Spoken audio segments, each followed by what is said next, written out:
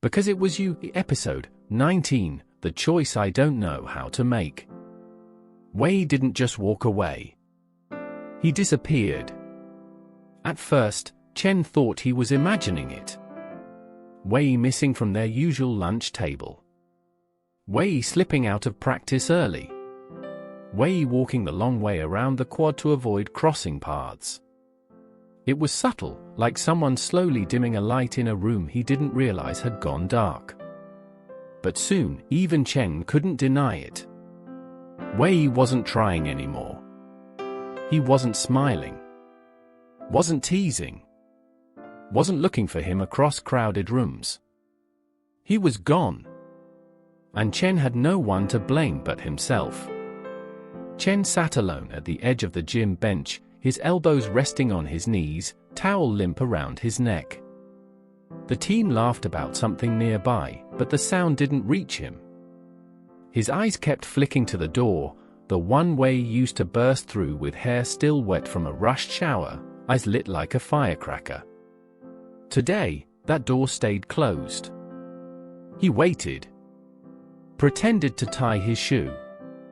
Stood. Sat back down. But Wei didn't come. That evening, Chen wandered past the cafeteria. His hands were shoved deep in his hoodie pocket, his steps slow and unfocused. Through the wide glass windows, he could see the familiar faces. Laughing. Eating. Living. But Wei wasn't there. He checked his phone again. Pointlessly. No messages. Not even one of those stupid memes. Not even a half-hearted insult. Not even, "You suck." It was like being ghosted in real time by the one person who used to exist in every part of his day. From afar, he'd spot him now and then. Wei laughing with others. It almost looked real. His laugh was louder. Sharper. A little too perfect. Chen knew better. He could hear the hollow spaces in it. The parts where real joy used to echo. Parts where he used to live. That night, the dorm felt colder.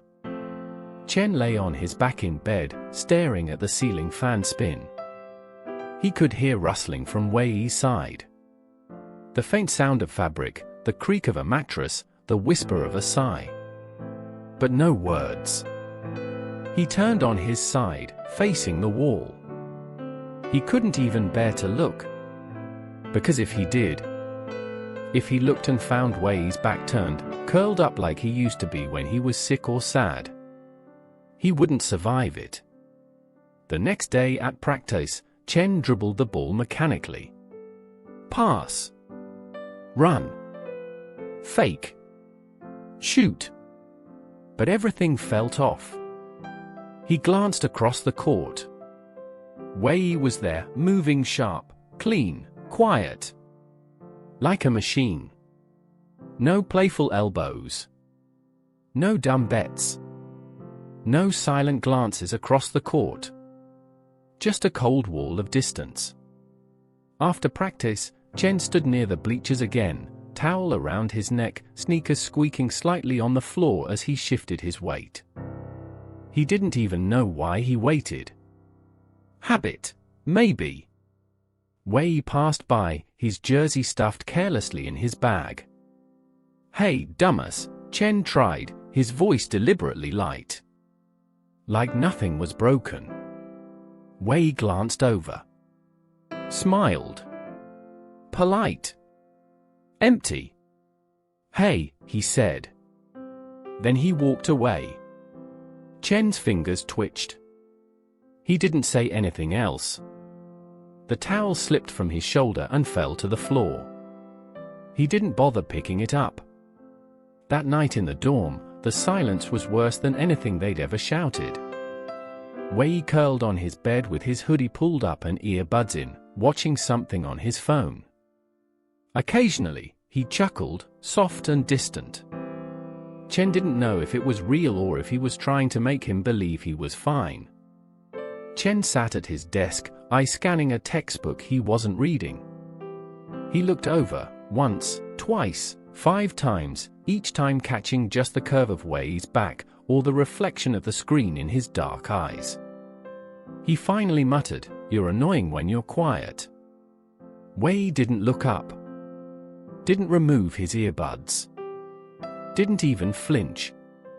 Just a tiny smile flickered on his lips. One of those sad ones that never quite made it to his eyes. And that was the worst part. Wei hadn't screamed. Hadn't confronted him. Hadn't cried or begged. He had just slowly faded. And that kind of leaving hurt more than anything violent ever could. Chen stood and crossed the room, stopping at Wei's bed. "Talk to me," he said, quietly. "Yell at me. Curse me. Throw a pillow. Just say something." Wei pulled one earbud out. Blinked at him. But his eyes weren't angry. They were tired. "I don't have anything left to say, Chen," he said softly. "I've already said everything. Again and again." Chen knelt down, his voice breaking. "I messed up. I know. But don't just disappear like this." Wei gave a small, bitter laugh. "I didn't disappear," he said. "You stopped seeing me long before I started walking away." That sentence hit harder than any slap. Chen swallowed, unable to look away. "I don't want to lose you," he whispered. Wei looked down at his hands. "Then why do you keep making me feel like I'm not worth staying for?" Chen didn't have an answer. Not a good one. He rose slowly and walked back to his side of the room. He didn't sleep that night. Not even a second. Outside, rain started tapping softly against the windows. Inside, one boy lay curled beneath a blanket, back turned. And the other sat frozen in guilt and silence, still hoping that silence would break. The rain hadn't let up. It poured over the city like grief, heavy, relentless, and uninvited. Chen didn't wait for it to stop. He couldn't. His chest ached with a sharp panic he couldn't name, his breath already unsteady as he tore through campus. His sneakers pounded against the soaked pavement. Water splashed up his legs, his hoodie clinging to him like a second skin. He didn't care. He couldn't care. Not when Wei was out there somewhere. Hurting. Avoiding him. Slipping further and further away with every second. Maybe finally giving up on him. And if that happened, if he didn't stop it now, he wasn't sure he'd recover. He skidded to a halt at the basketball court. It was empty. Ghostly. The court lines blurred by puddles and shadows. He jogged under the bleachers, eyes darting into corners, past lockers, through the misty gloom. "Wei," he shouted into the storm. Nothing. Only wind. Only the echo of his own voice. He sprinted again. To the cafeteria. Lights dim, chairs stacked upside down, the smell of food already faded into air. No stupid mop of hair hunched over a tray. No sarcastic wave. No dumb, crooked grin waiting to smirk at him from across the table. Chen gritted his teeth, wiping rain from his face with a shaky hand. Next stop, the tree near the quad. Wei's favorite place to throw his bag down and rant about life. Empty. Only the branches remained, slick with rain, dropping leaves like confessions too late to matter. Chen slowed his steps. The weight of silence was crushing. He bent forward, hands on his knees, gasping for air. Each breath was soaked in regret. And then it came. A memory so vivid it nearly dropped him to the ground. Wei, standing under this very tree on a spring afternoon. A handmade bracelet in hand, shoving it into Chen's palm like a challenge. "You look like crap. Might as well accessorize." Chen had rolled his eyes then. He hadn't realized that silly little bracelet would outlast everything else. It was still in his drawer. Untouched. But never forgotten. "No," Chen muttered, straightening up, soaked to the bone. "One more place." His heart pounded as he ran again, this time toward the edge of campus. To the park. It was nearly deserted, the only sounds the creak of empty swings and the soft hiss of rain on concrete. The pond shimmered dark and glassy under the stormy sky. And then, under the frail shelter of a wooden pavilion, there he was. Wei. Hunched on the bench. Drenched. Silent. Still. His dark hoodie soaked, clinging to his lean frame.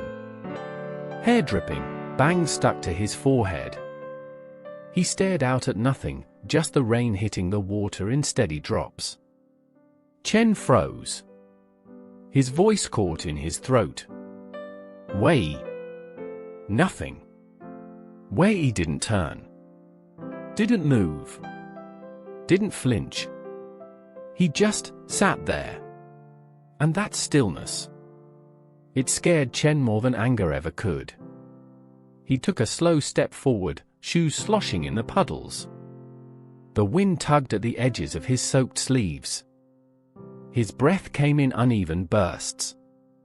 "I looked everywhere," Chen whispered.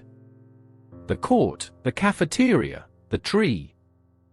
Wei blinked slowly but didn't look over.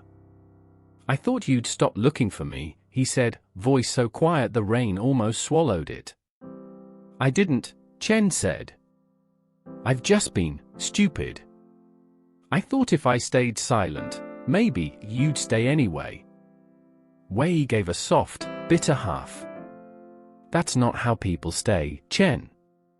Chen stepped closer, stopping just a few feet away. He didn't reach out. Didn't force anything. "I don't know how to do this," he confessed. "I keep messing it up." "Yeah," Wei said. "You do." Another beat of silence. Only rain between them. "I miss you," Chen said finally. Not the way people say it like a line. "I miss you in ways that keep me up at night. I miss the dumb things. The way you always argue about cafeteria rice. The way you call me out when I'm being a jerk. I even miss you stealing the damn blanket." Wei's lips trembled. "I miss you too," he admitted. "But missing someone doesn't fix what's broken." "I know," Chen said. "That's why I'm here. In the rain. Standing like an idiot. Because I'm scared that if I don't say this now, I'll lose you for good." Wei finally turned his head, meeting his eyes. For the first time in days, weeks. Their gazes locked. "Say what?"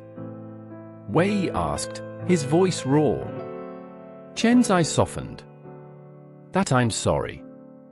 That I was scared. That I pushed you away because I didn't think I deserved someone who stayed." Wei swallowed hard. "I stayed anyway," he said.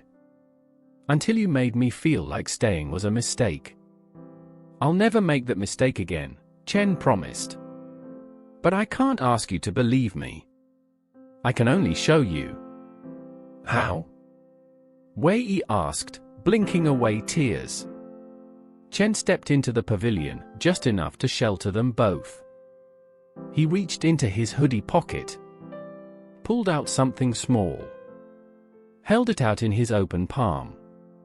The bracelet. Tangled. Faded. But still there. Wei's breath caught. "You kept it." "Always." Chen took Wei's hand slowly, carefully, and placed it there. Then he crouched, lowering himself onto the wet bench beside him. "Let me stay," Chen said quietly. "Even if we're quiet. Even if we're broken. Just let me try again." Wei looked down at their hands. Then at Chen's face. Then slowly, heartbreakingly. He nodded. Just once. They sat there in silence. Two boys soaked in rain, grief, and a second chance. Fingers tangled. Hearts barely beginning to heal. Narrator. Sometimes love isn't about catching someone when they fall. Sometimes it's about chasing after them, even when you're the reason they ran.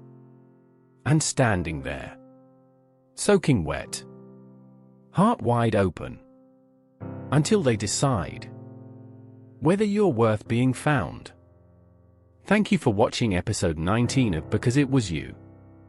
If this story touched your heart, please remember to like, share, and subscribe. Your support means the world to us and helps more people discover this beautiful journey. See you in the next episode.